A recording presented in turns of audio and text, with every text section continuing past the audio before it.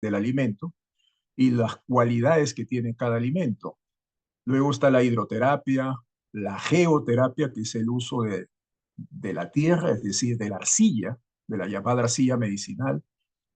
Por supuesto está la aeroterapia, el uso del aire, el uso, por supuesto, de las plantas medicinales, fundamental, la fitoterapia, forma parte de la medicina natural, pero el contexto de la fitoterapia es tan amplio que prácticamente se estudia ya como un curso aparte de la medicina natural por la amplitud y el desarrollo, obviamente, de cada una de las plantas, que como ustedes saben, la riqueza no solamente en el Perú, sino en muchos países es muy amplia. De igual manera, también completamos con lo que es la helioterapia, el uso de la luz, sobre todo de la luz solar, y finalmente de las terapias manuales.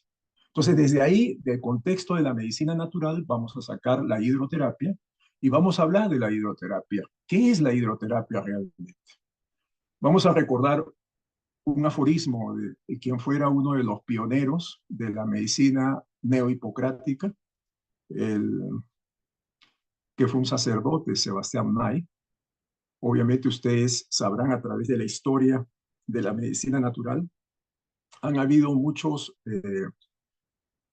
personajes que no han sido médicos, pero que han sido grandes observadores y que a raíz de esa observación generaron una serie de técnicas que posteriormente los médicos que vieron el actuar de estos empíricos se unieron a, a estudiar estas técnicas, como fue no solamente Sebastián Nay, sino también Vicente Prisnes, eh, y aprendieron y le dieron sobre todo las bases y los fundamentos, es decir, la solidez científica para el uso de lo que es el agua como tratamiento.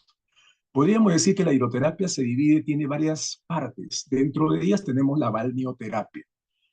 La balneoterapia se refiere a balnearios, es decir, son como clínicas especializadas en el uso, digamos, de las técnicas de hidroterapia, donde obviamente trabaja todo un grupo profesional que está constituido por un médico, una enfermera y sobre todo terapistas físicos que trabajan en esos lugares. En ciertos países, obviamente, como Alemania, España, Suiza, ustedes pueden viajar, por ejemplo, a una ciudad de Alemania como Wattworshofen, que fue la ciudad donde trabajó fundamentalmente y se hizo muy conocido Sebastián Nay. Ustedes van a encontrar más de 40 balnearios. Imagínense, más de 40 balnearios donde en cada uno de ellos van a encontrar todo un equipo profesional que si usted se va de vacaciones con la familia, usted les dice, mire, tengo una artrosis en la rodilla, ¿qué me pueden ofrecer? Les ofrecen todas las técnicas, masajes, la geoterapia. En realidad es todo un tratamiento que obviamente mueve a lo que se llama no solamente el turismo, sino mueve la economía de un país. Nosotros, por ejemplo, en el Perú, en un país que estamos en vías de desarrollo, tenemos una riqueza en lo que significa el termalismo, que es lo siguiente, el termalismo o la crenoterapia. Y no lo sabemos usar. Existe mucha falta, digamos, mucha ignorancia realmente, porque creemos que ese es un momento para tomarlo, pero no lo tomamos como una medida que puede ser aprovechada para muchos pacientes que de pronto salen con una dolencia no solamente reumatológica, puede ser dermatológica y de diferentes especialidades y que pueden muy bien aprender, digamos, y que alguien, un profesional, que puede ser un médico especializado en hidroterapia y sobre todo en medicina natural, les podría aconsejar. Yo tuve la oportunidad de estar en Europa y allá me conecté con colegas que tienen pues eh, eh, eh, trazado en un libro prácticamente todos los balnearios que hay en España, por ejemplo. Y ahí, en ese mapa, en esa agenda, digamos, está marcada no solamente la manera de llegar, sino también qué les ofrece el tipo, digamos, de agua que hay ahí, porque hay lagos, hay termales, y para qué sirven esos termales, qué composición de agua tiene, si son bicarbonadas sódicas, si son sulfatadas, si son azufradas, y para qué tipos de enfermedades podrían usarse. Eso es una maravilla. Y eso que yo viajé hace ya varios años. Y yo comparaba, obviamente, lo que nosotros conocemos aquí y hemos tenido oportunidad, ustedes en su localidad, en su departamento y acá en Lima, que tenemos muy cercano diferentes tipos de baños, los de Churín, los de al sur, que tenemos los baños de Chilca, etcétera, no los sabemos aprovechar de una manera adecuada, ordenada, disciplinada, ¿no? Entonces el termalismo es un elemento que puede ser, digamos, todavía profundizado y utilizado no solamente como lugar de trabajo, sino también para ayudar a los pacientes. La talasoterapia, tengo entendido que han tenido ustedes una conferencia sobre el uso de todos los elementos marinos, el agua de mar, la arena de mar. Obviamente esto no ha sido tan difundido en los países de Sudamérica, pero en lugares donde tienen aguas todavía que no están tan contaminadas como la nuestra, en la zona de Italia, por ejemplo, tienen clínicas de talasoterapia muy cerca al mar, donde se traen, digamos, succionan el agua de mar hacia las diferentes clínicas para someter a los pacientes a las prácticas terapéuticas derivadas del mar. Y finalmente tenemos también el uso de la peloidoterapia, que de pronto para muchos de ustedes es un nombre que de pronto por primera vez escuchan, pero quiero decirles e informarles que existen congresos en Europa dedicados solamente a la peloidoterapia. ¿Ya? Y yo por lo menos hace algunos años atrás estaba asistiendo a un congreso que era el 19 Congreso dedicado a la peloidoterapia. ¿Y qué es la peloidoterapia? La peloidoterapia es el uso de aguas que pueden ser salinas o aguas, digamos, aguas dulces, que tienen en su interior una serie de plantas que pueden ser cianofiáceas, musgos, diatomebas, que al entrar, al entrar en contacto con el agua, liberan una serie de sustancias como fitoestrógenos y sustancias que ayudan, que son analgésicas, antiinflamatorias, ¿no? Y hormonales, que ayudan muchísimo a diferentes patologías, que pueden ser ginecológicas, dermatológicas. Sin ir muy lejos, por ejemplo, los que conocen acá en Lima, en la carretera norte, a la altura del kilómetro 175, en la provincia de Huaura, se abre un tajo a 1 kilómetro más o menos del mar, donde sale una laguna de aguas saladas, que es una laguna que se vuelve verde, verdosa, ¿no? Por los musgos y la cantidad, digamos, de clorifiáceas que existen allí y que se liberan, digamos, en el agua. Mucha gente tiene miedo bañarse en esa agua porque cree que se van a contaminar con hongos, pero no es así. Esa agua es benéfica, inclusive ayuda a la estética, permite una desintoxicación y una limpieza de la piel. Y para enfermedades ginecológicas en la mujer es excelente. Sin embargo, por ignorancia, digamos, y el conocimiento respectivo, la gente no quiere meterse a bañarse en ese lugar porque tiene temor contaminarse con algo. Entonces, y yo quiero hacer esa presentación para que vean cómo todavía nos falta caminar mucho con respecto al conocimiento, obviamente, de estas técnicas o de estas especialidades en la hidroterapia. Cuando uno define la hidroterapia, el uso del agua, en realidad el uso del agua es con sus diferentes formas de presentación, que puede ser sólida, si utilizamos el hielo, puede ser líquida, como estamos acostumbrados a verlo, y también puede ser gaseosa, es decir, en forma de vapor. Muchos de ustedes han gozado de los baños de vapor, de los baños sauna, de los baños cenata, los baños turcos, etcétera. Todas son esas maneras, digamos, de usar el agua, pero de una manera a través del vapor. Y vamos a ver que hay diferencias.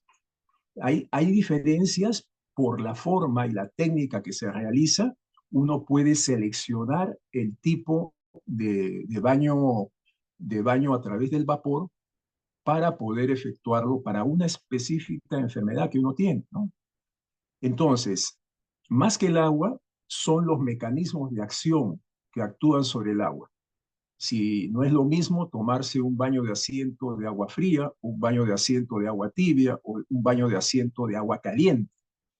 Cambian los efectos automáticamente. Y nosotros como profesionales de la salud debemos aprender a darle a este tipo de técnicas justamente el criterio científico. ¿Por qué voy a utilizar determinado tipo de técnica ¿Y cuánto tiempo? Porque aquí la clave también está en los tiempos, porque no es lo mismo hacer un baño de 10 a 15 segundos, hacer un baño pues de 15 minutos a media hora. Los efectos suelen cambiar. Por ejemplo, acá, por ejemplo, en Lima, que estamos con un frío intenso, estamos en invierno, uno ha acostumbrado a bañarse con agua tibia. Se baña con agua tibia y sale y feliz se va a trabajar. Pero yo, ¿qué les recomiendo? Les recomiendo que se bañen con agua tibia, pero los últimos 10, 15 segundos cierran el agua caliente y dejan el frío. Y se someten todo el cuerpo a 10, 15 segundos de frío. Y luego se frotan todo el cuerpo y salen. ¿Para qué? Eso activa la circulación y más aún, si uno va a trabajar, es bueno activar la circulación. Pero si usted se baña con agua tibia, lo que está haciendo es relajarse. Eso estaría bueno si es que se va a dormir. Si usted toma un baño para acostarse, para relajarse, para dormir, entonces tómelo de agua tibia o agua tibiecita, casi calentita y se va a su cama. Pero si usted va a trabajar, báñese con el agua tibia, se jabona, se pone el champú y cuando ya va a salir, en ese momento cierra el agua caliente y deja solamente el frío y eso activa muchísimo la circulación en el cuerpo. Es más, les adelanto que terapéuticamente hay muchos pacientes que tienen problemas de varices, por ejemplo. Un paciente me consulta, tiene varices. Entonces, ¿qué es la varices? Generalmente casi un 80% de las varices se deben a una congestión portal, es decir, a un problema fundamentalmente de intoxicación hepática, entre comillas. Entonces, lo que debemos hacer ahí, desde el punto de vista naturista estoy hablando, es darle al paciente plantas medicinales que ayuden al hígado a cumplir su función. Entre ellas tenemos muchos. Tenemos la Berberis vulgaris, el agracejo, el Taraxacum officinalis, el diente de león, el Poemus boldus, el boldo, la silimarina, el cardo mariano, cualquiera de ellas para ayudar a la depuración hepática. ¿Y qué otra cosa más podemos utilizar? Dentro de los alimentos, el pimiento. ¿Y por qué el pimiento? El pimiento tiene un principio activo que es la caxinina, que ayuda a proteger el endotelio de los vasos y ayuda a la circulación sanguínea.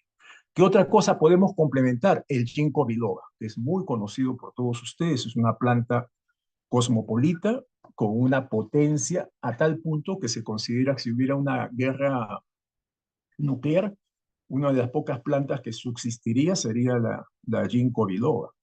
Entonces, el ginkgo biloba también tiene un efecto que actúa sobre la circulación, no solamente de los miembros inferiores, sino de todo el cuerpo. Solamente está contraindicada en pacientes que tienen hipertensión arterial. Entonces, miren, tenemos una variedad y por supuesto siempre adecuar. Empezamos un tratamiento siempre indicándole al paciente que haga una dieta con tendencia a la alcalinidad, es decir, menos alimentos que produzcan acidez. A la cabeza, el azúcar. Azúcar blanco y el azúcar rubio. De pronto un poquito de stevia o un poquito de miel de abeja o miel de caña, pero nada más. Entonces comenzamos a evitar frituras, a consumir más frutas, más verduras crudas con aceite de olivas, un medio dientecito de ajo molido, kiwi rallado. Todo esto se los digo porque no se trata solamente de hablar de la hidroterapia y que hay una técnica de hidroterapia fabulosa que te va a curar de tu enfermedad. No, la hidroterapia se usa en un contexto que se llama medicina natural. Por lo tanto, hay que acompañar al paciente con una dieta, con una planta medicinal también, para que el efecto sea también mucho mayor, ¿no? El efecto mecánico, como vamos a ver aquí, los efectos mecánicos, permítame, acá está, por ejemplo, cuando usted se somete, se baña y luego se deja unos 15 minutitos, unos 15 segundos de agua fría para someter al cuerpo a una respuesta obviamente de vasoconstricción y luego, obviamente, vasodilatación. Los baños de sumersión, ya el solo hecho de que uno se sumerge en el agua, ustedes saben que estamos sometiendo al cuerpo a una presión por la masa acuática que se ejerce sobre el cuerpo, dependiendo de la profundidad. Esto lo vamos a ver ahora en mecanismos de acción de la hidroterapia. Esto también ejerce un efecto muy benéfico en pacientes, como también está contraindicado para otros tipos de pacientes. ¿Quién, por ejemplo, de ustedes como profesionales no ha recibido la consulta de una señora que le dice, doctor, mire, yo trabajo todo el día, camino regular, pero en las noches termino con mis pies como edematizados, como si fuesen dos tamales prácticamente, llenos de líquido? Inclusive se me hace una fovea, es decir, cuando uno aprieta está acumulado el líquido ahí. Y esto se hace durante el día. Amanece bien, pero durante el transcurso del día aparecen esas hinchazones. Entonces uno puede ahí recomendar una cosa muy sencilla, que es un baño de pies, ¿no? Puede ser agua tibia o agua fría, donde usted pone 2 cucharadas de sal, cloruro de sodio. ¿Y qué va a pasar ahí? Lo que va a pasar es un fenómeno que lo hemos estudiado en los primeros siglos de medicina, cuando llevamos biología, que se llama ósmosis. Y comienza, digamos, de un lugar donde hay mayor cantidad de solvente, se va a ir obviamente a un lugar donde hay mayor cantidad de solvente. Entonces vamos a perder líquido. Y obviamente se van a dar cuenta en que en 15, 20 minutos, hasta los 30 minutos, prácticamente usted ya tiene las formas de sus pies de una manera normal. Y este es un efecto, obviamente, que lo explicamos a través de ese fenómeno que les acabamos de decir. ¿Cuáles son esas bases y fundamentos biofísicos de la hidroterapia? Recordemos algo, yo estoy seguro que todos ustedes recuerdan, inclusive esto se nos enseñó en el colegio, ni siquiera en la universidad, el principio de Arquímedes, ¿no? Que nos hace decir que todo cuerpo sumergido en un líquido sufre un empuje hacia arriba igual al peso del líquido que desaloja. Eso quiere decir que si yo tengo 80 kilos de peso y me meto a una piscina y dejo que de la piscina solamente salga mi cabeza, es posible que en ese momento, estando en la piscina, voy a pesar allí dentro unos 8 kilos. O sea, mi peso disminuye notablemente cuando estoy en el agua. Y vamos a ver que no solamente mi peso, sino también la forma de mi cuerpo. También hay el fenómeno de la llamada resistencia por rozamiento. Esto lo saben muy bien los terapistas físicos, lo trabajan ellos y por eso es que a los pacientes que han sufrido lesiones musculares, incluso también fracturas, pero sobre todo de partes blandas, se les hace hacer ejercicios en el agua. El cuerpo o parte del cuerpo sumergido en el agua experimenta una cierta resistencia al movimiento y esto permite hacer esos ejercicios y potencializar los músculos que se requieren potencializar. Por supuesto, esta resistencia al rozamiento va a depender también de la densidad del agua.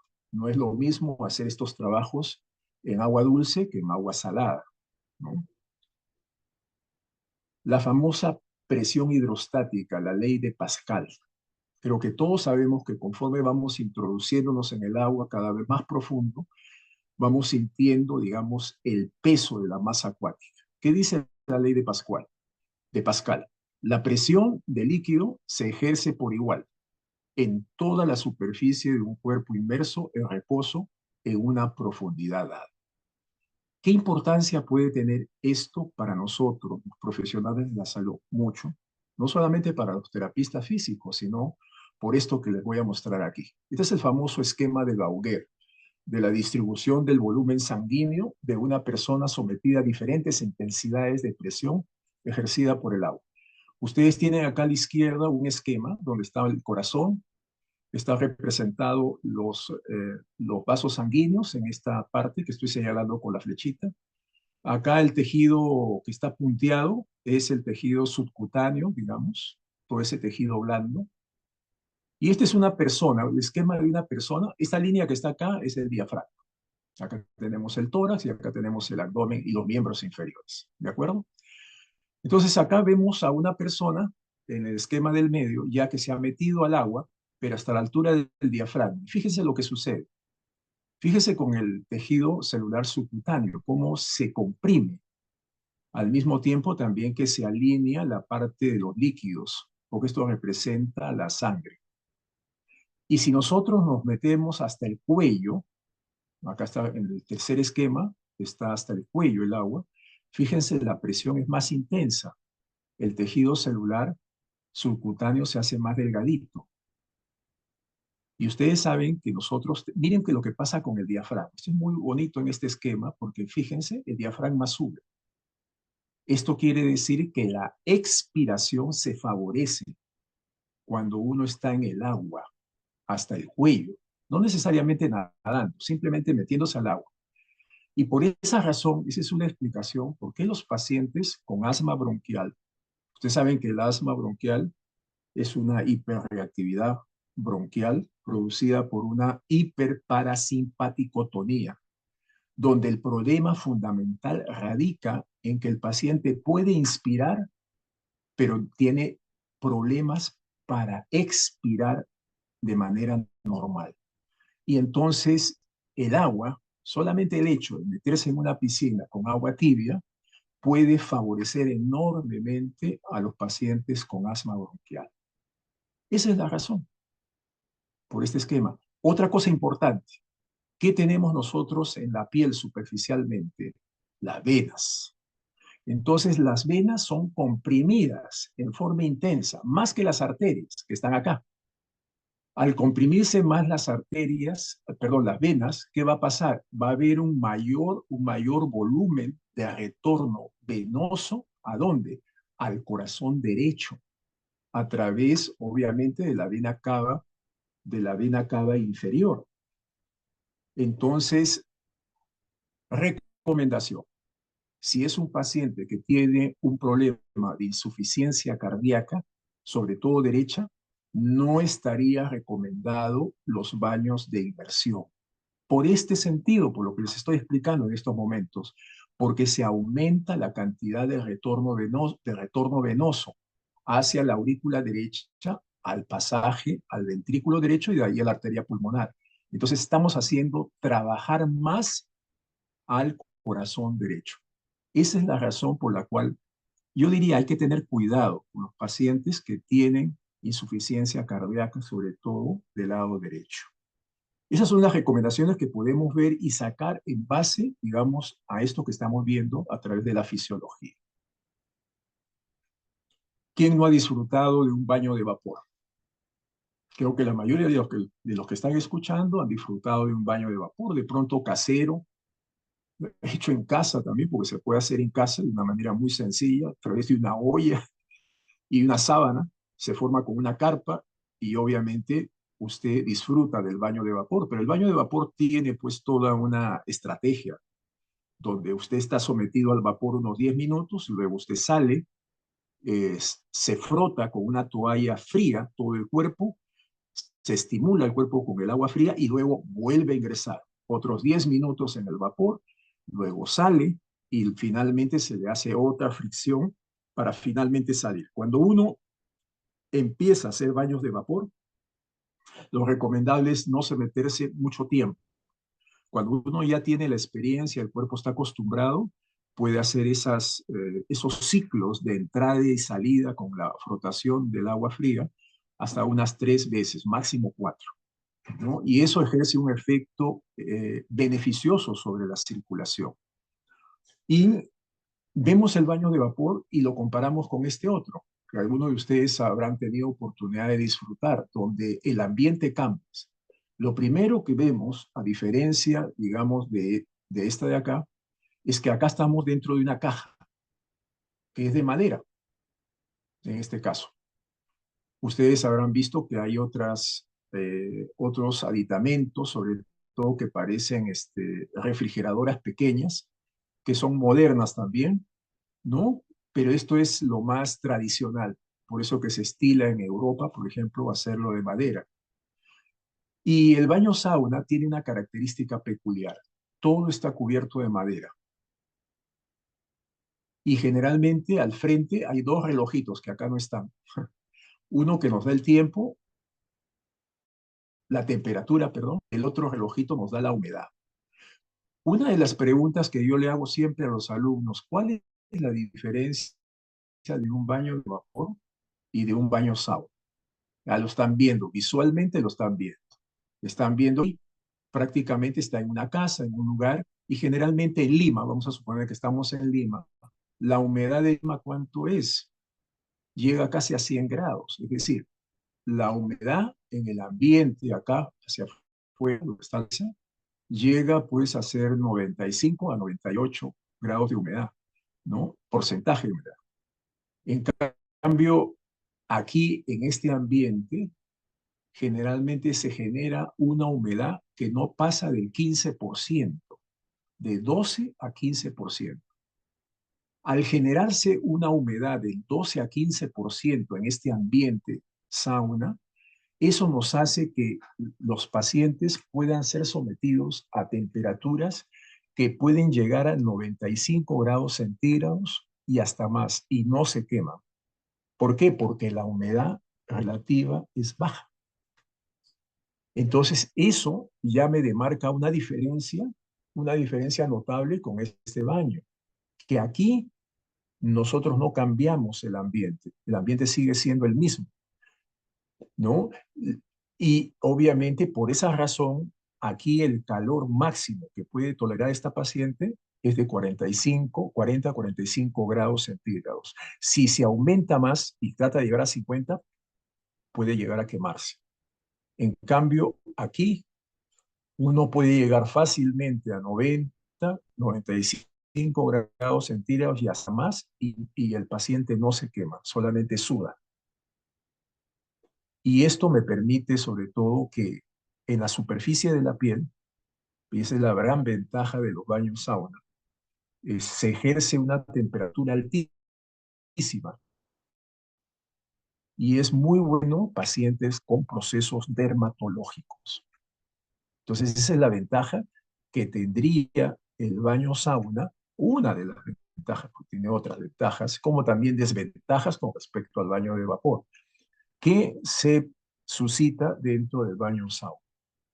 Y hay otro baño también de hipertermia, que lo vamos a tocar más adelante, que precisamente lleva ese nombre, el baño de hipertermia, originalmente llamado baño de Schlein,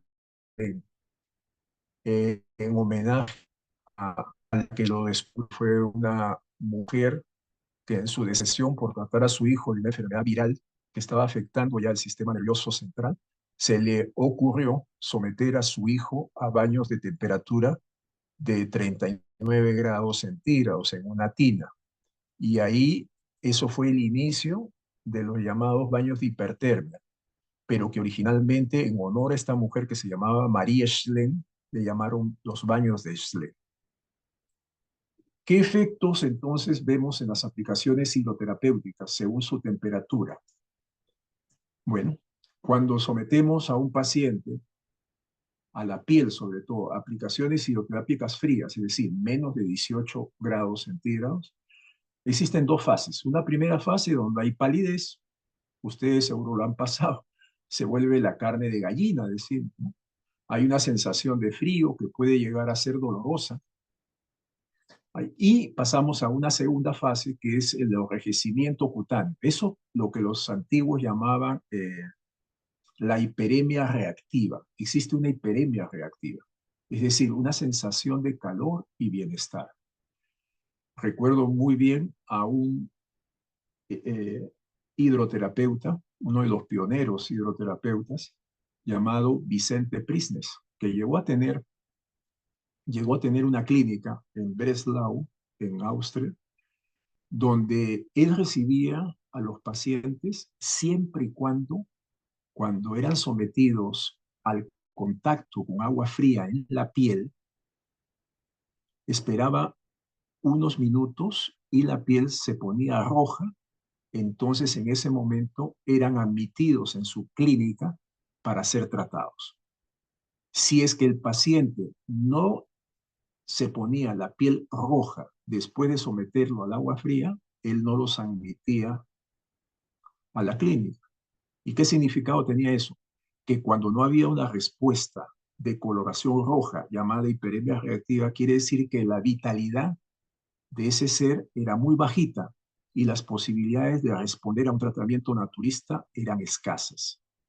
Eso me hace recordar mucho cuando nosotros tenemos a un paciente, a una persona de tercera edad que está padeciendo de una neumonía y vemos que está haciendo fiebre.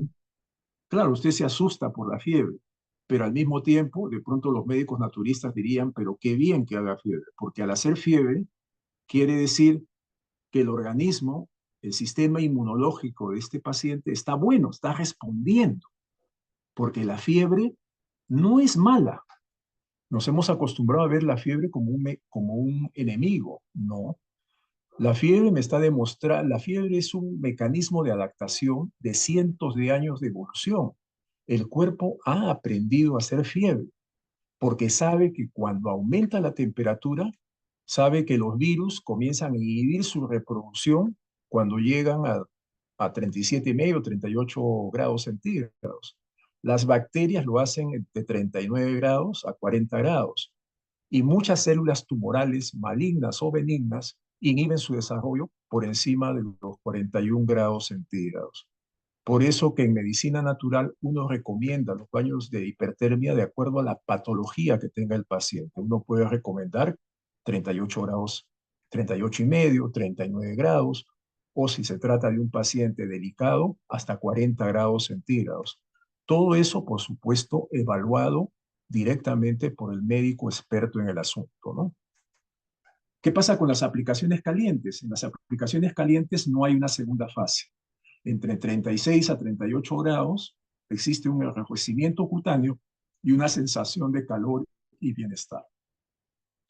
En las aplicaciones hidroterápicas calientes, es decir, más de 39 grados, esto puede llegar a 42, 43 grados, sucede lo mismo que sucede con el agua fría.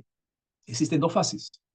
Una primera fase que es la palidez, es decir, se vuelve también carne de gallina, hay una presión sola o sensación de dolor, y pasamos inmediatamente a la segunda fase, que es también igualito como en el agua fría, el enrojecimiento cutáneo, la hiperemia reactiva y una sensación de mucho calor que va disminuyendo hasta una agradable sensación de bienestar. Estas son las reacciones normales de la piel, pero hay enfermedades que producen reacciones anormales en la piel. ¿Cuáles son estas enfermedades? Las más conocidas son estas. Pueden haber reacciones arteriales anómalas o pueden haber reacciones venosas anómalas, o las dos, como en este caso, las reacciones anómalas mixtas, es decir, arteriovenosas. Cuando usted le ve a un paciente que después de tomarse un baño de agua fría o de agua caliente, le mira los dedos de los pies y fíjense qué sucede. Esto puede suceder muy bien en la enfermedad de Raynaud, que tiene un problema ahí de un enlentecimiento de respuesta y se produce espasmos en las arterias y se demora demasiado en vasodilatar. También sucede en una enfermedad que no es tan rara. He visto pacientes de enfermedad de Buerger o tromboangeitis obliterante. Y por supuesto en la diabetes mellitus. En los pacientes con diabetes hay que tener cuidado cuando uno somete a un paciente a baños ya sea fríos o calientes o alternantes, porque hay baños en los cuales se somete a una parte de nuestro cuerpo o a todo el cuerpo 3 minutos en caliente, 1 minuto en frío. 3 en caliente, 1 minuto en frío. Y en los pacientes diabéticos no se espera que pueda haber la misma respuesta que lo pueda hacer un paciente que no tiene, digamos, este tipo de enfermedad. Por eso hay que tener cuidado cuando uno maneja a un paciente diabético, un paciente con enfermedad de Raynaud o un paciente que tenga este problema de enfermedad de Buerger. Bueno, esta es una tabla para ver la diferencia de lo que sucede cuando se somete al cuerpo a baños fríos y a baños calientes. Yo se los voy a poner ahí, de pronto se lo voy a dejar al comité organizador. Esto es una tabla donde vemos qué pasa cuando se somete al frío. Por supuesto, hay una vasoconstricción, al calor hay una vasodilatación. Y si hay una vasoconstricción, disminuye la circulación. Y si hay una vasodilatación, aumenta la circulación. Esto es interesante porque esto lo sabemos nosotros de Paporreta. Pero ¿qué tal si yo les hago una pregunta en estos momentos? Les hago la siguiente pregunta. Si, por ejemplo, ustedes tienen un paciente que se está quejando de problemas para orinar y les dice que tiene disuria, o sea, ardor al orinar, polaquiuria, ganas de orinar, y usted sospecha como profesional de la salud que se está instalando una infección urinaria. Y de pronto yo le digo, ¿qué, qué baño de pies? Si yo le doy solamente esa opción, ¿qué baño de pies con temperatura al agua le daría a usted a este paciente que está a punto de hacer una infección urinaria? Entonces, ni siquiera es baño de asiento, es baño de pies. Quiere decir que tiene que tomar una bateíta y poner agua fría, tibia o caliente. Entonces, ¿qué baño le daría a usted? Entonces ahí nos ponemos a pensar ya como médicos, no como naturópatas, porque acuérdense que esto ha sido manejado por muchos años por gente observadora, que yo no los critico porque fue parte también de todo un proceso, pero yo creo que si esto es manejado por médicos, el médico debe tener un conocimiento fisiológico, bioquímico de lo que está haciendo. Entonces, si la pregunta es así, y a mí me tienen que dar de escoger qué baño de pies yo le daría, usted puede decir, bueno, le da un baño de pies caliente. Entonces la pregunta sería, ¿y por qué le da un baño de pies caliente a este paciente que está a punto de hacer una infección urinaria? ¿Alguno de ustedes se atrevería a dar una respuesta? Solamente uno.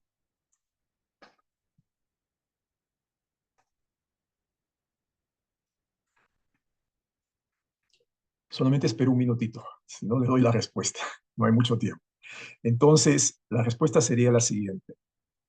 Nosotros tenemos el conocimiento de las famosas zonas de HIT, que son las zonas periféricas en la piel. Esas zonas de HIT relacionan partes distantes de nuestro cuerpo. En este caso, la zona del vientre, la zona donde está el aparato urinario, está en relación con los pies, está en relación con la planta y con los pies.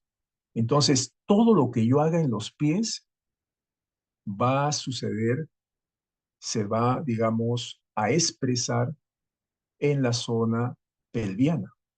Por lo tanto, si yo someto a los pies a baños calientes, quiere decir que lo que va a hacer el calor va a vasodilatar.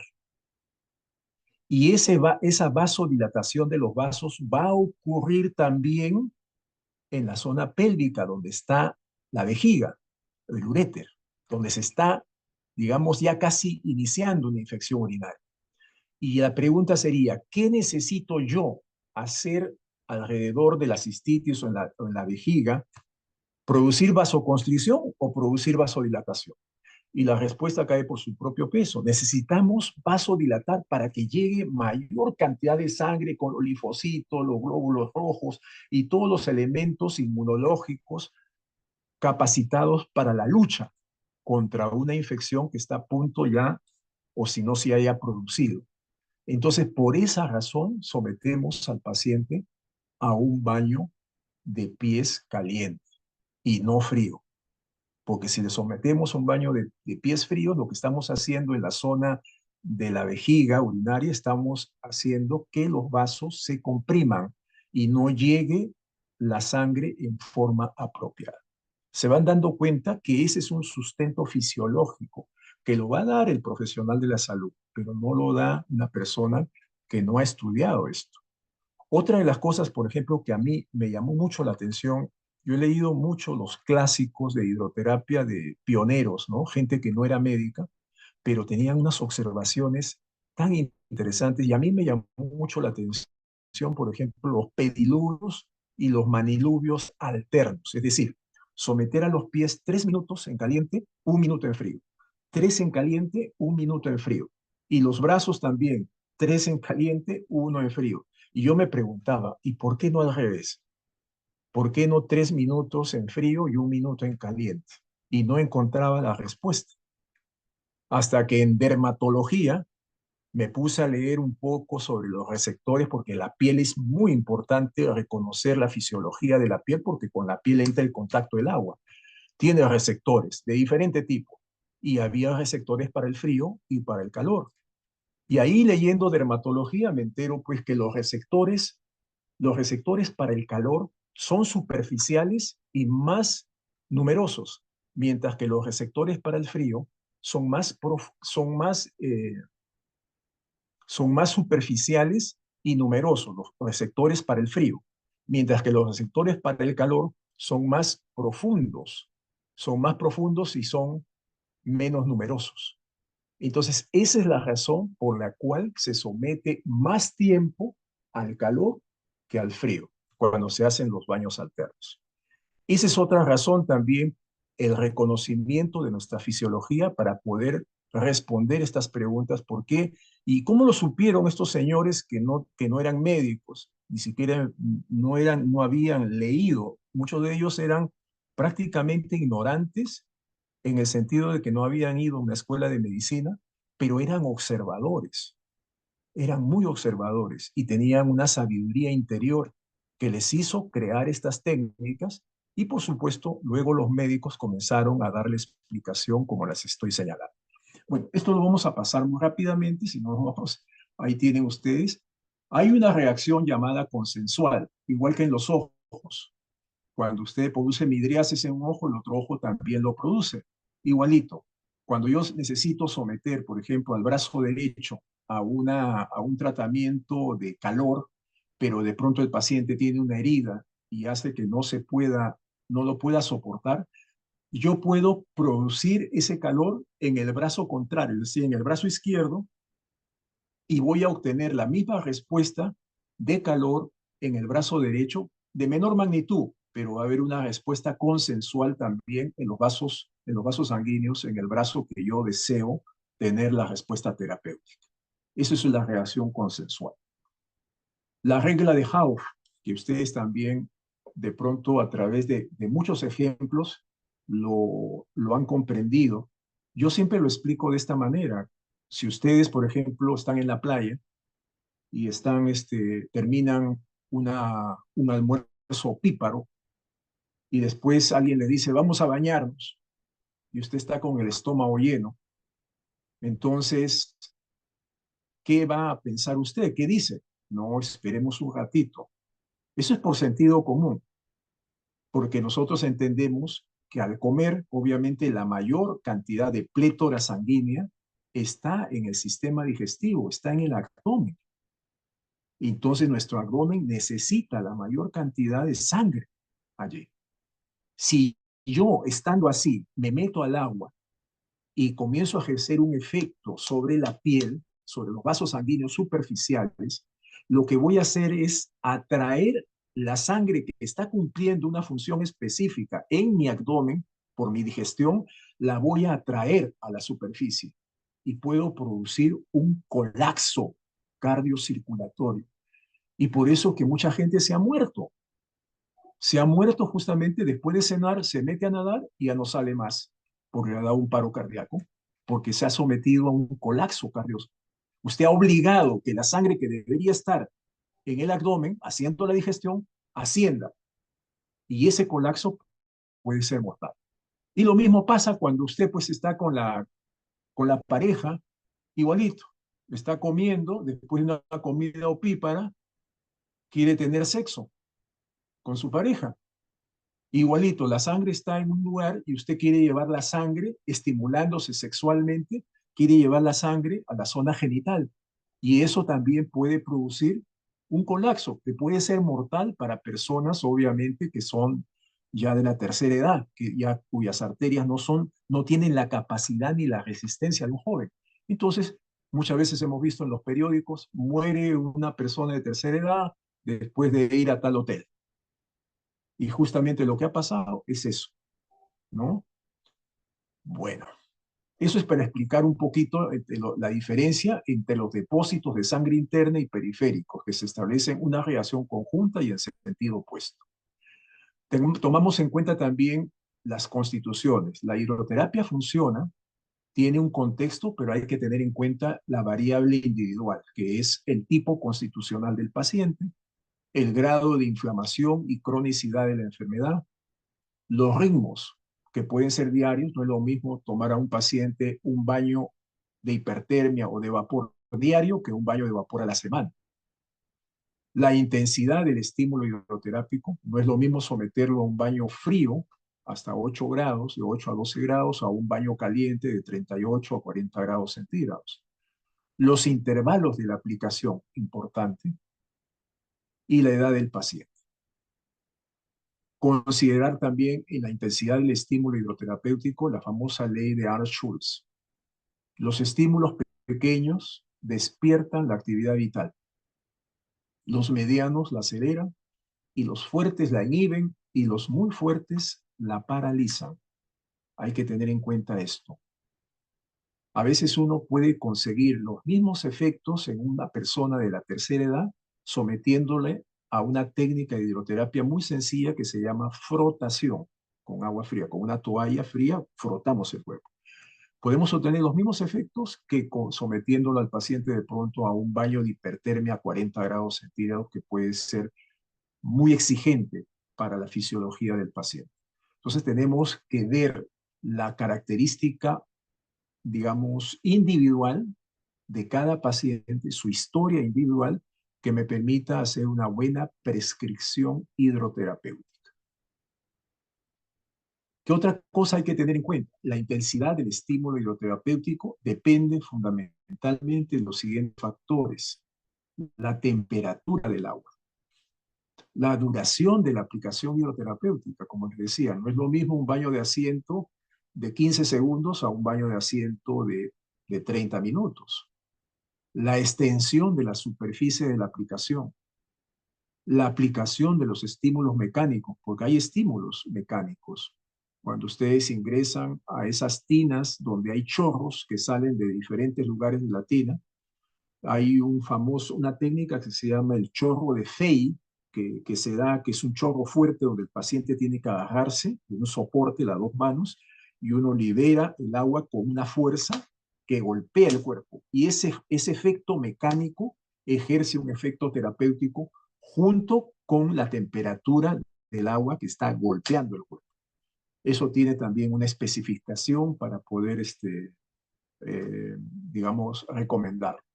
Y por supuesto también juega un papel importante la disposición individual.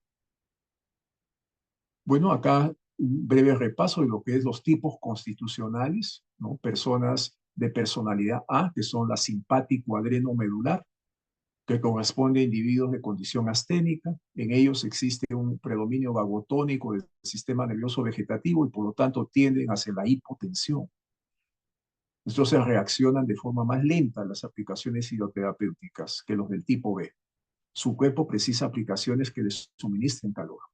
En lo del tipo B es al revés. Tienen mayor cantidad, tienen una tendencia a la hipertensión y hacia la plétora. Son generalmente gorditos, ¿no? Soportan bien las aplicaciones de agua fría y las de temperatura alternante.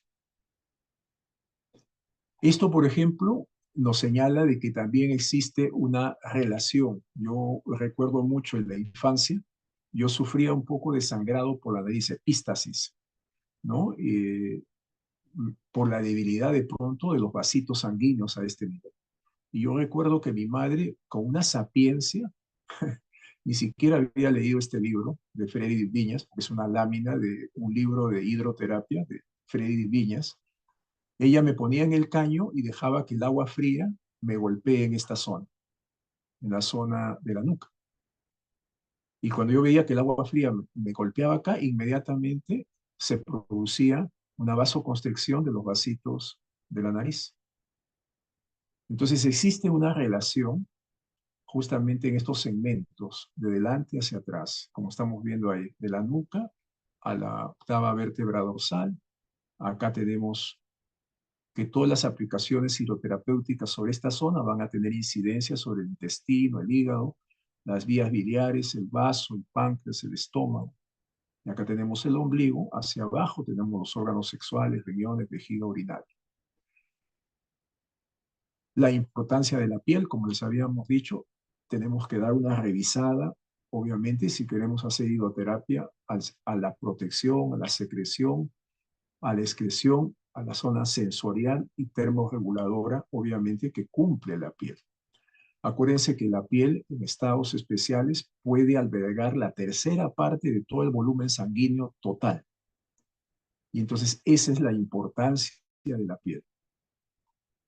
Y acá tienen ustedes un esquema de algunas de las técnicas, de las muchas técnicas que existen, que son las compresas, por ejemplo, compresas específicas para determinada parte del cuerpo, envolturas, diferentes tipos de envolturas, una envoltura en té, que es como un pañal que se usa mucho para los pacientes con problemas prostáticos, que da un excelente efecto, los chorros que se dan con manguera. Acá están los chorros de Fey o la presión, por eso le decía que se tiene que sostener el paciente de un soporte y viene el chorro con fuerza sobre el cuerpo. Los baños fríos, que pueden ser de cara, de brazos, de pies, ¿no? El caminar descalzo sobre el agua, hacen bajar los malos humores hacia los pies. Recordamos a Sebastián Nay cuando hablaba sobre eso. Qué importante es caminar descalzo sobre el césped para descargar la electrostática, ya que estamos con tanta computadora, celular, y generalmente no nos sacamos los zapatos ni las medias para caminar descalzo sobre el césped, sobre la arena del mar, etcétera, que es muy beneficioso para uno, para precisamente eliminar la electrostática. Los baños de asiento, los baños calientes y de vapor, acá están los baños sauna, los baños de hipertermia. Bueno, algunos trabajos que se han realizado, esos son trabajos, digamos, con pacientes, donde es un grupo de 7 pacientes que se somete a un baño total del cuerpo a 28 grados centígrados, a 36 grados centígrados, a 40 grados centígrados, y hay uno con un control, que es el puntito negro que están viendo ustedes acá. Y fíjense ustedes, todos guardan cierta armonía, solamente hay uno que se sale, que es el del cuadradito. Y el del cuadradito es el paciente que es sometido a los 40 grados centígrados. Es decir, en este momento, en este pico, después de 0 a 20 minutos, que es el baño completo, termina el baño, después viene una subida del cortisol sérico a los 60, alcanzando un pico alto a los 60 minutos y luego bajando a los 120 minutos. ¿Cómo podemos nosotros estimular la salida de ciertas neurohormonas, ¿no? De ciertas sustancias químicas en nuestro cuerpo para, en este caso, obtener un efecto antiinflamatorio analgésico? Lo mismo tenemos con las concentraciones de renina. Ustedes saben que la renina, la angiotensina cumplen un papel importante, ya que se libera del riñón y cumple un papel importante para la regulación de la hipertensión arterial.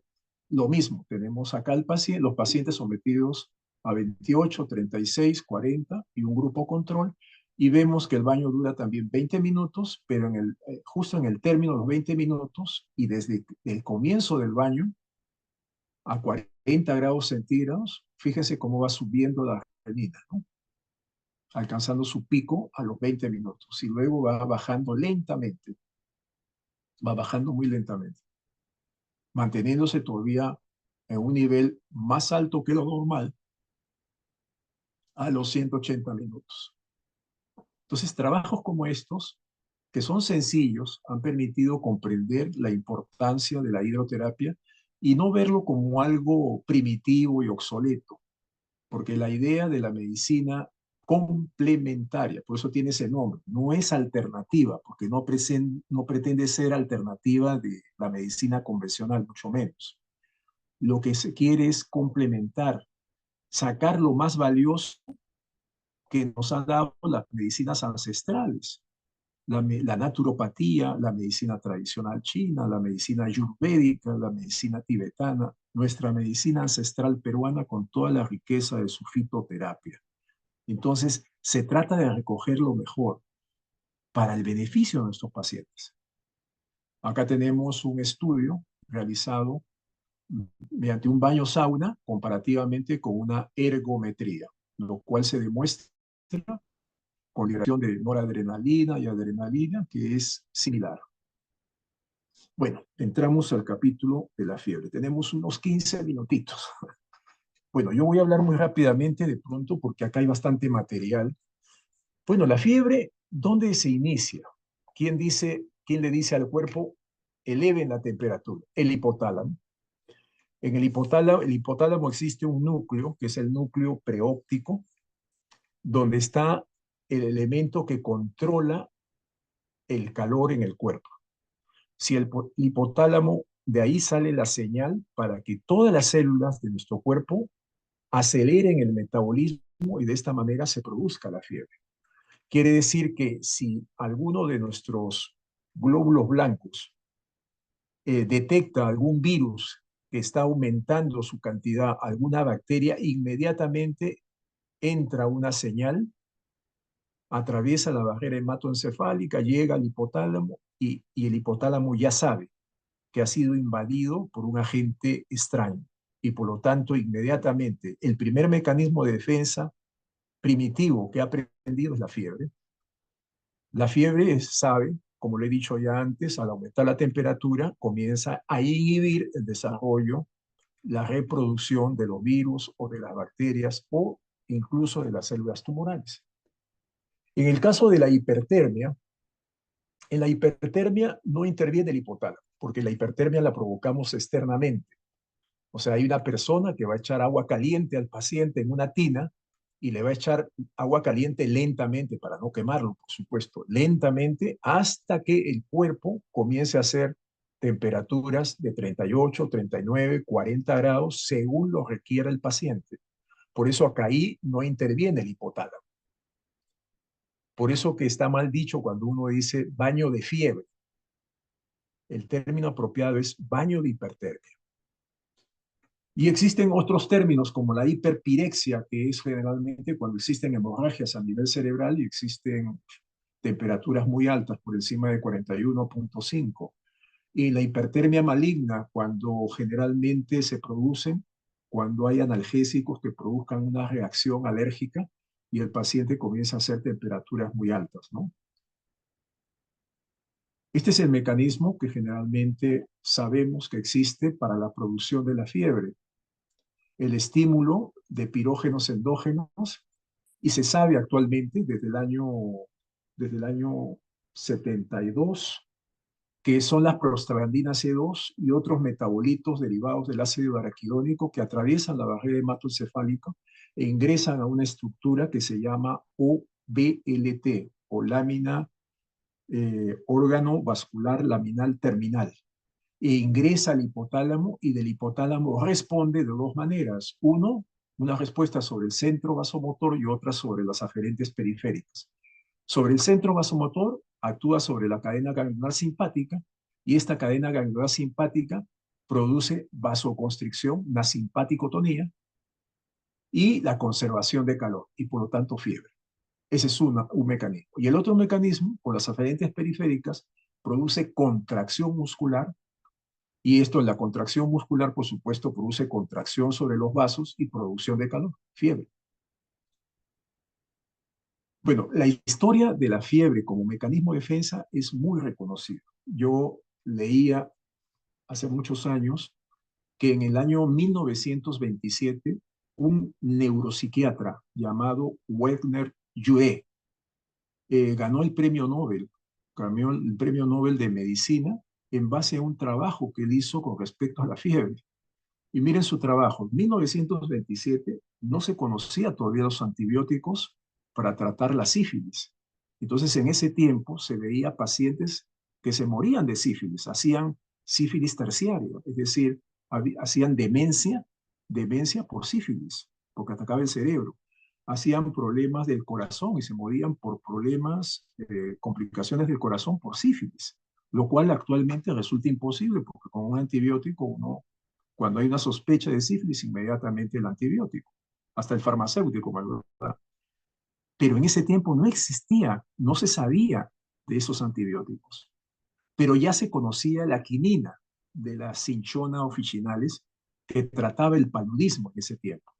Y fíjense lo que se le ocurrió a Wegner-Yuré. A Wegner-Yuré, como decía, tengo pacientes acá que tienen sífilis. Estos pacientes se van a morir de todas maneras. Entonces, ¿qué tal si yo les produzco fiebre Y como el calor, el treponema pallidum, es muy susceptible al calor, digamos, es tan susceptible al calor que muere si se aumenta y se mantiene mucho la temperatura. Entonces, a él se le ocurrió, a estos pacientes con sífilis, producirles paludismo, producirles fuertes fiebres y de esa manera eliminar al treponema pallidum y una vez que haya hecho eso, darle la quinina para mejorarlos. Fíjense ese esquema terapéutico, ese protocolo que a él se le ocurrió. Y por supuesto, él lo planteó a los pacientes que estaban con problemas y muchos de ellos aceptaron. Hizo un grupo control y sometió a su grupo de pacientes, les produjo el paludismo y luego los trató con la quinina. De ese grupo de pacientes que él trató, más o menos el 60% se salvaron. Y a raíz de ese trabajo ganó el Premio Nobel de Medicina. Fíjense la historia de la medicina, las cosas que nos trae. Y tiene que ver obviamente con la fiebre. Por ejemplo, estos son unos trabajos hechos por el fisiólogo Matthew Crute, un fisiólogo norteamericano en California. Sometía a los reptiles, estos eran espacios donde se sometían con focos. Habían espacios donde la temperatura podía llegar a 42, 43 grados, otros espacios a 39, 38. Y entonces, ¿qué hacían? Le inyectaban eh, una bacteria, la Aeromona aeruginosa, para producirle una infección. Y el animalito, estos animalitos que nosotros denominamos de sangre fría, no tienen la capacidad para producir fiebre, fíjense. Por eso se les llaman ectotermos. No son como nosotros endotermos. Endotermos es el mamífero que tiene la capacidad de producir fiebre, porque tiene un hipotálamo desarrollado. Estos animalitos no lo tienen, ni tampoco los peces. Y una lagartija cuando hace una infección, ¿qué hace? Se va al lugar más cálido, más caliente. En este caso se coloca ahí encima de la piedra donde están los focos que producen más calor para producirse fiebre. Por eso se llama ectotermo. Las culebras, las serpientes del desierto también salen y se echan de pancita también en el desierto para producir fiebre. Ustedes imaginan un pez. Un pez tiene derecho a enfermarse, tiene derecho a hacer una infección. ¿Y qué hace cuando tiene una infección? Tiene que hacer fiebre. Entonces salen de las profundidades del mar y comienzan a nadar superficialmente para que se les aumente la temperatura. Estas son observaciones biológicas de la fisiología, obviamente de los animalitos, para poder ver que ellos también hacen fiebre, pero como no tienen una estructura desarrollada como tienen los mamíferos y sobre todo el ser humano, lo hacen, digamos, a su estilo. Sabemos, por ejemplo, que hay consecuencias cuando aumenta la temperatura corporal. Estas son algunas de ellas. Aumento de la movilidad de los leucocitos, estimulación de neutrófilos, aumenta los linfocitos, la producción del interferón, las globulinas plasmáticas aumentan en fase aguda, los aminoácidos se movilizan en el hígado, los neutrófilos son liberados de la médula ósea. Y fíjense, una cosa interesante de todo lo que se produce cuando uno aumenta la temperatura. Y uno se asusta cuando tiene una fiebrita de 38 y ya quiere tomarse un antipirético. Aguante un poquito. Lo que tiene que hacer cuando tenga 38 grados centígrados es simplemente no comer, hacer ayuno, tomar solamente agua. Porque si usted le mete el lomo saltado, el chicharrón, cuando está con 38 grados, tenga la seguridad que le va a aumentar a 40. Lo que tiene que hacer es hacer descansar al sistema. Hacer un ayuno o una dieta cruda, solamente frutas y verduras crudas, y va a ver usted cómo eso refrigera el cuerpo. Colóquese unos emplastos, ya sea de toalla fría en el abdomen o de barro, y esa es la mejor manera, la primera forma de abordar la fiebre. Yo no estoy diciendo que no se deban usar los antipiréticos, porque ya cuando la fiebre es demasiado alta, entonces hay que usarlos. Pero las primeras medidas deben ser de tipo naturista.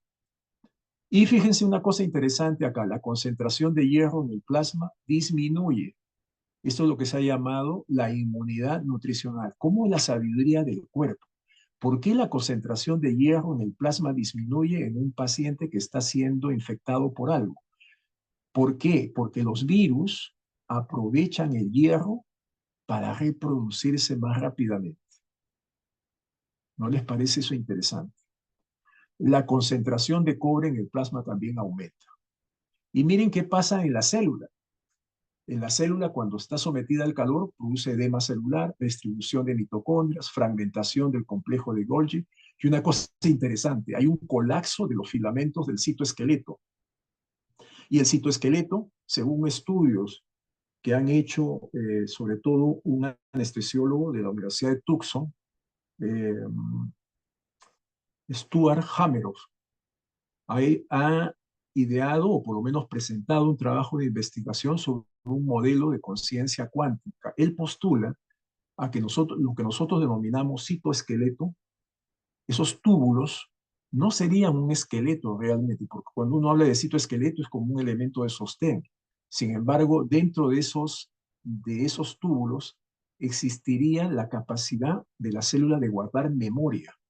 Algo así como lo que pasa con nuestro hipocampo cerebral, que es la estructura de la memoria. La célula también tendría su hipocampo, que sería el citoesqueleto, ¿no? Y que se semeja y tiene un diámetro de aproximadamente 320 microgramos y que allí es justamente donde se guarda la memoria. Bueno, este es un trabajo que ha sido presentado ya hace varios años. Se sigue, digamos, indagando sobre eso, ¿no? Y se sigue investigando desde el punto de vista no solamente médico, sino también desde el punto de vista biofísico. Bueno, acá lo más importante a donde quería llegar es que se producen y se sintetizan unas proteínas que se llaman las proteínas de choque térmico. Ya se me está cumpliendo. Estas proteínas de choque térmico representan un ejemplo biológico de conservación de la filogenética. El sistema genético que las codifica es el más conservado evolutivamente y se ha identificado en todos los organismos estudiados hasta la fecha. Bueno, acá hay una historia. Fíjense los primeros trabajos de un italiano, Ritosa, en el año 68. Sometió a los cromosomas de la Drosophila melanogaster, que es la mosca doméstica, al calor. Y fíjense lo que pasó. Se produjo un hinchazón en determinadas zonas.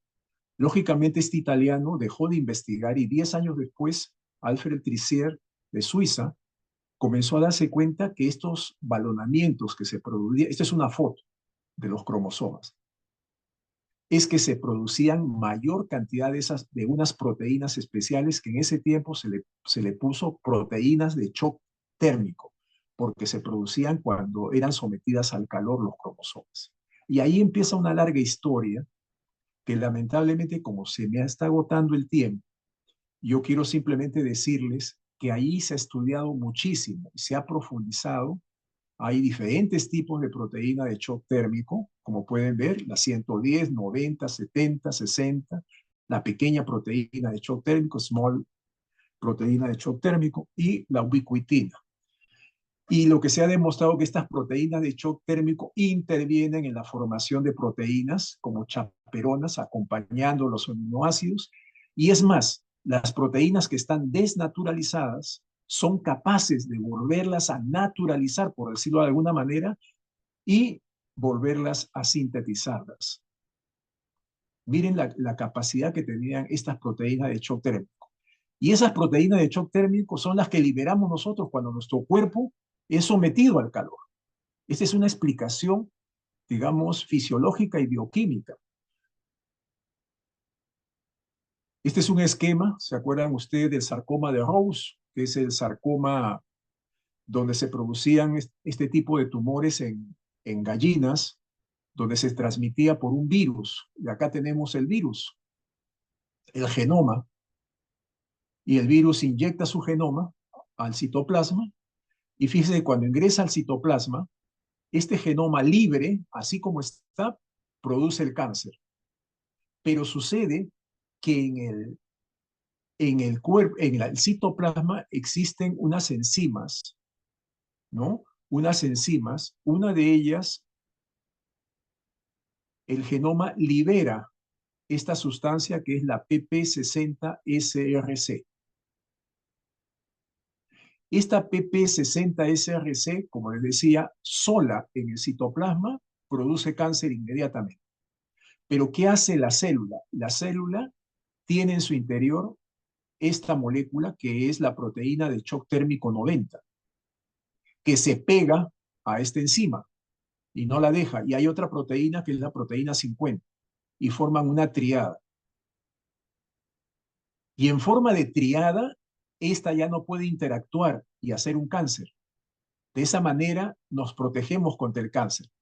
Pero si la HCP90, la proteína de shock térmico 90, se separa y la proteína 50 se separa, inmediatamente se dispara la diana celular y se produce el desarrollo humano.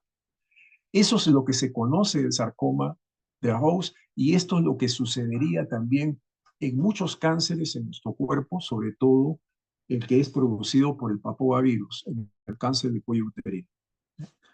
Bueno, yo quiero cumplir con acá les había traído, simplemente quiero terminar, porque ya se cumplió el tiempo. Acá está el baño, miren, una tina lo suficientemente larga y acá hay una inclinación, acá están viendo al paciente que se echa cómodamente, acá ven una manguerita donde va a ingresar el agua caliente, acá está la señorita que le va a ayudar, va a echar el agua caliente sin que el paciente se queme, pero el paciente tiene que soportar el calor en su interior. Ahí sigue ella trabajando, movilizando el agua. La manguerita sigue soltando agua caliente y por eso es que la mano debe estar separada para que no se vaya a quemar. Sigue echando el agua caliente de manera homogénea en todo el cuerpo. Este es un amigo, no es un paciente, es un amigo que hace muchos años me sirvió de modelo. Allá le hemos puesto el termómetro. Acá estoy, bueno, hace muchos años, por supuesto. Todavía no tenía la barba blanca. Acá estamos viendo la temperatura. Apenas había llegado a 38 grados, pero estaba ya que ya no podía. Ahí lo vemos ya sudar. Comprobamos que llegue a 39, según el caso, o 40 grados, y luego viene el baldazo de agua fría. Esos unos segundos, una sola vez. Y luego el paciente pasa a una sala donde reposa, se le envuelve con una sábana y luego con la frazada. Y finalmente en la cabeza se coloca una toalla fría para refrescar. Y ahí lo dejamos reposar, relajarse unos 20, 15 a 20 minutitos. Suda muchísimo, pero esto tiene una acción muy, muy amplia. Es un relajante, es un sedante suave, es un antiinflamatorio, analgésico, antirreumático, actúa sobre la circulación, etcétera, etcétera. Bueno, cumplido, cumplido el tiempo, creo que ya no quiero sobrepasarme. Eh, Espero que haya podido cumplir en parte sus expectativas. Realmente, si no, con mucho gusto, en otra oportunidad podemos ampliar más el tema. No sé si Gracias, haya... doctor. Le tomamos la palabra. Sabemos de su vasta experiencia y de todos los casos que seguramente nuevos clínicos tiene que pudiera compartir, no solo de este tema del agua, sino también de muchos otros. Gracias, doctor. Si el público en el Facebook o en el Zoom tiene algún, y aquí presentes en el local, tiene alguna pregunta, comentario sobre este tema o felicitaciones y quiere hacer algún guiño, algún tipo de emoticón, es el momento. Mientras hacemos extensiva la invitación al doctor Oscar Villavicencio Vargas para que en algún momento del año programe una visita aquí a la ciudad de Arequipa a hacer un evento académico y a la par la caravana que está dirigiendo por todo el Perú, que sabemos bien, la última ha sido en Ayacucho. Doctor Ayacucho. Oscar Villavicencio, por favor, palabras de despedida y si pudiera eh, darnos alguna fecha para Arequipa en su ronda por el Perú. Con mucho gusto, ¿no? Sí, tratamos nosotros de hacer unas actividades, digamos, todos los años, una actividad local hacia una ciudad para hacer un servicio médico gratuito. Ese es parte de lo que nos mueve. El espíritu mueve a hacer ese tipo de labor. Estuvimos 5 días ahí en el hospital de Huamanga, afortunadamente coordinando con la doctora Marta Cruzada, que es la coordinadora allá, y hemos ido a Arequipa 2 veces, fíjate. Ah, mira. Arequipa podríamos volver, quisiéramos ser más, tener el tiempo, pero obviamente a veces no nos damos el tiempo. Doctor Eh, Vilca, Doctor Ciro, bienvenido. En un minuto empezamos, por no, favor. quería preguntarle a mi amigo Oscar Villavicencio un ¿Cómo está, interesante doctor Ciro Majiña? Qué su gusto conferencia escucharlo. y quería aportar, que no sé si sabes algo, pero en leishmaniasis, una enfermedad desatendida que vemos miles de pacientes, hemos tenido escasez de medicamentos clásicos y hay un medicamento, entre comillas, que tiene que ver con la termoterapia. Hay varios trabajos publicados en el mundo Sí, y estamos en Cayetano en pacientes que algunos requieren termoterapia bajo los mecanismos que tú señalabas para distintas dolencias, como el calor local usando de distintas formas, se llama termoterapia, puede también servir en una enfermedad tan importante, tan olvidada como la leishmaniasis. En tropicales hemos tenido ocasión de usar en combinado o sola, con excelentes resultados en formas cutáneas no complicadas. Quería aportar con eso, mi querido Oscar. excelente. Lo que pasa es que he tenido que correr, doctor Madilla. Me hubiese gustado hablar de algunas patologías, demorarme un poquito más dándole sustento científico, que bueno, el doctor Oscar Vilca también me pidió, pero a veces el tiempo es injusto. Pero obviamente, doctor, cualquier cosa que usted vea, sus observaciones, me gustaría también conocerlas y aprender también. Le mando un Muchas abrazo. gracias. Gusto escucharlo. Gracias, igualmente. Hasta luego. Igualmente. Gracias. Gracias, doctor Oscar. Gracias, doctor Ciro. Vamos a intercambiar ahora por interno los teléfonos de ambos dos para que se estén en contacto y tienen, por favor, que integrar toda la información que ha recopilado en los diferentes ramos de la ciencia que cada uno de ustedes maneja. Gracias, doctor Oscar Villavicencio. Un aplauso Muy virtual amable. del salón que está con nosotros y del espacio virtual también aquí. Vamos a terminar la jornada de hoy con